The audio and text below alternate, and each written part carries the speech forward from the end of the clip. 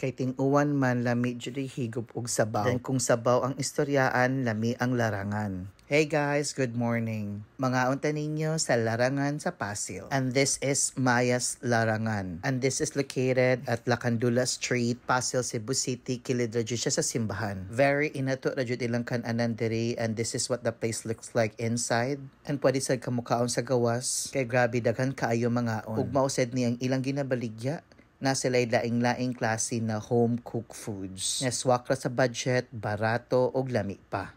Basta every time gani na mag-crave mi og sabaw, mga adto mi sa Larangan sa Pasil.